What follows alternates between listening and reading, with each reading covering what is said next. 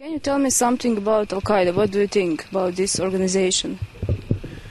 Well, Al-Qaeda is a manufactured enemy, and it's made in the USA and to an extent made in Britain, the dynamic duo again. When you look at the history of it, the man currently behind Barack Obama, called Zbigniew Brzezinski, he was the national security advisor to Jimmy Carter in the late 70s. And a few years ago now, maybe 5-6 years ago, maybe a bit more, he was interviewed by a French news magazine about his involvement in enticing and encouraging the Soviet Union to invade Afghanistan in the occupation of something like 10 years.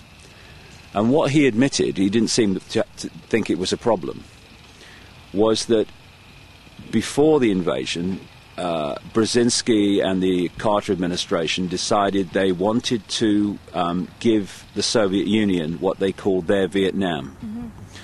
So as part of this process of manipulating them in, the Kabul government in Afghanistan, like the government now of Mohammad Karzai, didn't control the entire country, but it answered to the Soviet Union. So Brzezinski admitted that what they then did was start to fund and train fighters, what they today would call terrorists, or some others would call freedom fighters, to resist and challenge the regime in Kabul. This, of course, had the effect, as they wanted, to get the Soviet Union to say, we must intervene here or our regime in Kabul is going to fall.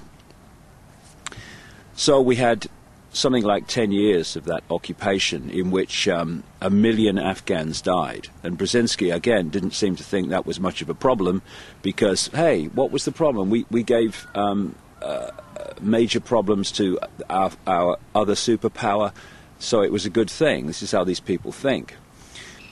I'll tell you that 3 names that keep coming up in terms of manipulated wars around the world. Georgia recently was a classic example of this.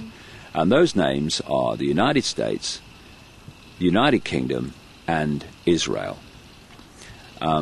In Georgia, for instance, you had the so-called People's Revolution in Georgia, which was called the Rose Revolution because some of them held roses. That was funded by a man called George Soros, who is a close associate of Zbigniew Brzezinski, the man behind Barack Obama. And so it's not surprising to hear that George Soros is a major funder of Barack Obama's election campaign. And what happened is Soros, who's a notorious manipulator of global finance, funded the training of large numbers of Georgian students in civil disobedience, which were then employed to bring down the previous regime in Georgia. And one of the people that was kind of in the forefront of that disobedience was trained in law in America. I think he actually went to Brzezinski's university, Saakashvili. And he ended up, surprise, surprise, as president of Georgia. Now, they say there's 50 states in America. There's not. There's 51, and there are many, many 51st states. Saudi Arabia is a 51st state of the United States, etc., etc., and Georgia's one. And so right across the former Soviet Union, you've had people's revolutions. And I remember a BBC current affairs reporter who covered a lot of these people's revolutions and the outcome. I remember seeing him on a program once. He said how strange he found it, or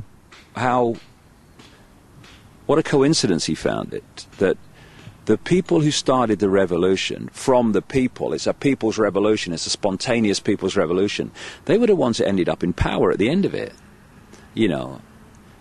And the guy in Georgia is a classic example of that. And yet, when the Georgian Revolution happened, no one was saying the United States is behind this. It's people's revolution. So they use many front excuses to hide the fact that the manipulation is going on behind the scenes by the same people.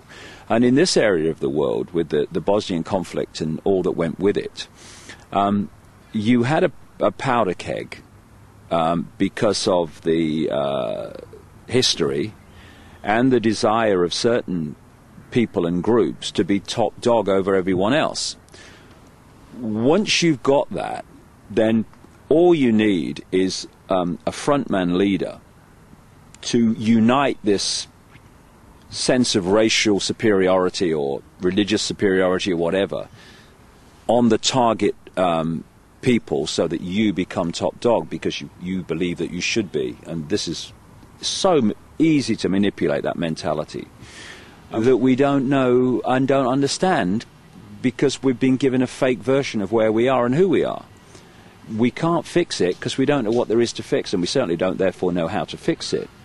And what's happened to me in the last particularly 4 or 5 years is information and experiences and various things have come towards me that have had a common theme, which is understanding reality. And the big